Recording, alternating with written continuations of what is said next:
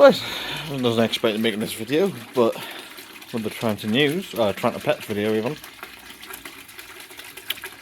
So the pond are barely frozen over this winter. For its first winter. So, I mean barely frozen, where the point of I disconnected the barb, because the barb was overflowing the one I come home from work. So this had fresh water, which I shouldn't have done, but I had no choice to. Though I did add tap safety. So this the other day got frozen, the output of it got frozen. So the water, which is all flowing to the brine pond, so basically down brine pond. Waterfall is also frozen. That filter I disconnected because I know at one point I was going to just get frozen. The pipe that I had running, still running just to get water into it, is also frozen. That happened last night.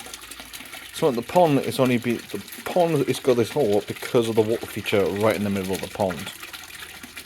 Now I'm kind of worried that that's going to get frozen. It shouldn't because how fast the water movement is moving through it.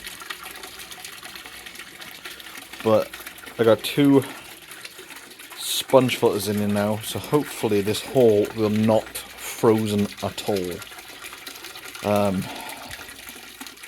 But at least you come home from midnight from work and the pond was off the level as it should have been. So they didn't really get a chance to sort it out until the next day. So I sorted out the bog and the external filter. This should be alright for the winter months because obviously they're not going to be moving around a lot. They're not going to poop in a lot. So just having that one filter in the middle of the pond is better enough then. As well as we got two sponge filters, like I said. Look at the water movement. That's going to be perfectly fine. As long as that middle water feature does not freeze. So it's not, we'll have to order another 4-way pump. So I got quickly the 4-way pump set back up. So there's the 4-way pump in my kitchen, because it's done in plastic apparatus too. And the 4-way pump splits down into one lane, so there's two on each, two outlets split down to one lane. Only because this is going to pump more air through, and hoping with that theory that with enough air pushing through it, it should just keep the sponges filter going, even if the pond, or even if some of the air lines just get a bit cold and freeze all that. But the air lines should not freeze, as there's constant air pushing through it. So hoping with that move just to keep the hole, which is a big enough hole to keep the oxygen and the pond from not freezing over. Also the other thing is the tropic tank I've recently become across with white spot disease. I don't know if it's because this was the new fish which I bought, which the recent fish I bought was a clown plaque, another clown plaque which I bought.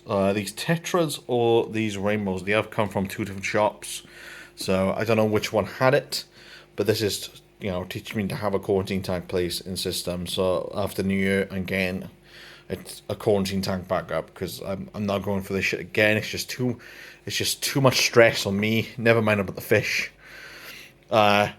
Which either it was on one of these guys or it was from where my electric used to trip. My electric used to trip every now and again, and obviously my older fish are quite used to it, whereas some of my newer fish wasn't. So temporarily that filter has been turned off because we think this is the little shithead that was been causing it for months, because it was the one size fuse. It was a 15 fuse and it should have been a 3 or 5 fuse. So, and the reason I know this far is because I got exactly the same one in that tank, another one in this tank which is running, and then I got another one in the Goldfish tank. So I currently nicked the sponge filter from the Goldfish tank, which is not, for anybody asking, the white spot disease is not from the Goldfish tank. I checked all of the Goldfish and the Goldfish are absolutely fine. I ain't bothered trying to cheat them until I see signs on them, so I know it's not from them. So obviously this is caused from stress.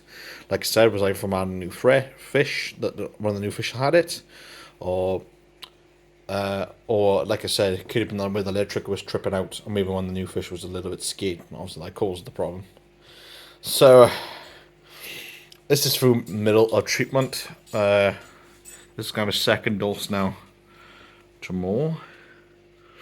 So the rainbow is covered. You can see his back tail mainly is covered. These angels ain't too bad. I think they got like 1 or 2 spots. Most of the fish in here are not too bad, to be fair. But like this is Molly. Try to get her on camera. This is Molly be here that she's got it. The Moonlight Grommy. I don't know where he is from there. There he is. He's got it. Oops, sorry. Too easy looking outside the phone. So he's got it a little bit. Rainbow sharks are completely fine. Oh, most of these fish are completely fine. It's just some of the bigger fish. Big whiskers got it. Mini whiskers, which is my pistis catfish. I like calling whiskers because I caught 2 catfish and they called spots, and I got 3 of them. Big spots is not looking too bad. I believe both of the little spots have got it. So hoping that they will survive the treatment, because obviously, you know, it's like some fish will, some fish won't. This tetra was quite bad, but they seemed to have healed quite good. And he was the worst one. And I believe there's another tetra in here which he's got quite bad. And there's a dock tetra in here as well somewhere that's quite bad. And also you can see one of the little spots on there. So I've got the blue. And there's big whiskers. I don't exactly want to be holding a button camera lately, but he's got it terrible. So hoping everyone here will just get for the treatment and everybody will be absolutely fine. But that just came out the blue and it kind of just pissed me off. And like I said, not really too sure what caused it. Like one of the new fish could have had it, but they didn't show signs in the shop, so they could have had it on from the drive. They could have had it from, you know, maybe the water temperature was different. Pretty new. So it's just been one of those weeks at the moment where it's just quite bad in the hobby. But does this mean should I give up? No, it just means I gotta try to prove things, fix it, or even in this case just treat them and hope we don't lose any more. Little Whiskers, I was a bit too late on for him, so he passed away. So I will be getting another Little Whiskers, but at the moment it's just get this tank through the right spots to use the treatment, and hopefully after the new year we'll get another Little Whiskers, and we'll get some nice platties, because at the moment I only got that 1 platty and I really need some platties on the screen. Wow. So I think I'm getting some tiger platties, which are no shop. I need to get another male Molly, because at the moment I got 3 females and no males. But hoping everything else. Oh, as well as the 1 3-foot tank. I don't know if I actually showed it on video, but 1 3-foot tank literally looked like this when we sold it. That was only because we don't really have enough room. The Goldfish are absolutely doing fine. There's a bit of an algae problem going on, but with it being a new tank and still being established, that's absolutely fine. It just needs to be a good clean, which they're going to watch into next Thursday. I've been absolutely busy with work. The axolotls, we already got the dwarf axolotls. We got rehomed the common axolotls, only because they were going to grow massive. They would need a 5 foot to a 4 foot to 5 foot. So we did rehome them too, only because like obviously they needed a bigger tank. I could not provide them the bigger tank, and even then, really, I want something else. So these guys I still got. My brother, I think my brother might be having these guys back, but I don't think it's going to be having them back until after the new year, which is not really biggie, because I don't really have plans right now before Christmas with this tank. Look at him, he's such an adorable little guy. He's such a little... He knows when I'm close to the tank. He knows when I'm just close. He's like, hey. But I think jumping after the new year, what I want to do, which is going to, of course, stress these guys.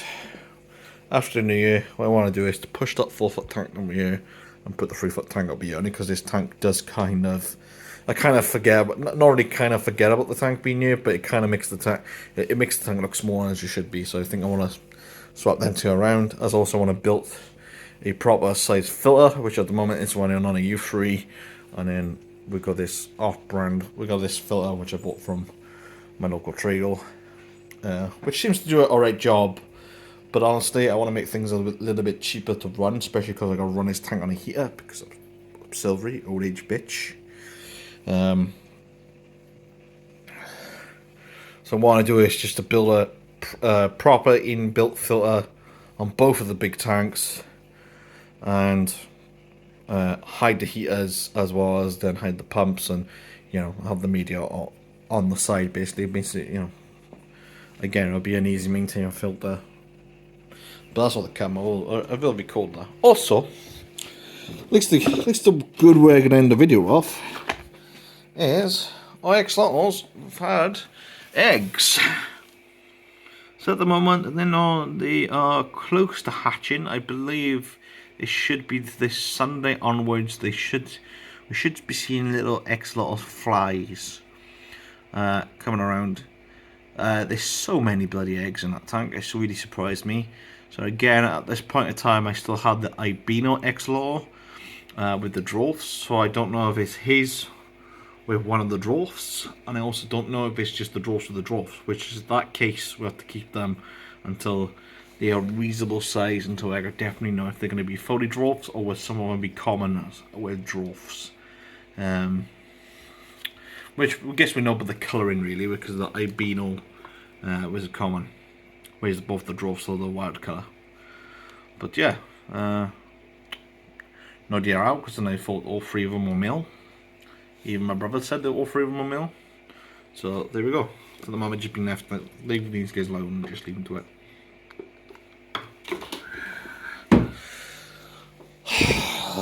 Let's just take the shot at the end of the video, officer. So it's been a weird week. In the Tranter house, Shelby's going to sleep. It's too cold for him. So he's had his dinner. He's going to sleep. We don't really. I know most people are going to comment really should be hibernating him. This is the way I hibernate him, right? I let him do what he wants to do. If he wants to eat, he eats. If he doesn't eat, he doesn't eat. Same again. If he wants to sleep, he sleeps. Like, by the end of the day, I'm not comfortable by hibernating fully, and if I'm not confident, then I ain't gonna do it. And honestly, Shelby likes it this way. He still gets food, he still gets his light, he still gets water. So I'm quite happy by doing it this way, let him do his own way, and still give him a bath every other day. So that's a great sign. Ending with this video on a good note.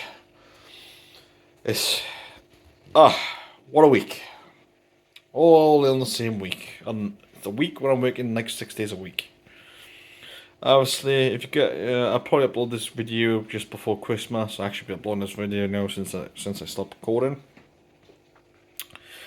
If I don't upload, I probably won't upload now until after the New Year. So I hope you guys do have a good Christmas or a good holidays, as well as a good New Year. And I'll see you guys in the next. I'll see you guys in the next year. We'll start brand new next year with a couple of videos, and I will be making a video next year with my new schedule and that kind of thing, because at the moment I haven't had a chance to sit down and to record videos, never mind to sit down and edit them. Like, this one is going to be as raw as it's going to get, like, it's an unedited video type scenario. It's just me stopping and recording the camera, that type of thing. So I hope you guys did enjoy your Christmas and your New Year. I'll see you guys after. Bye for now.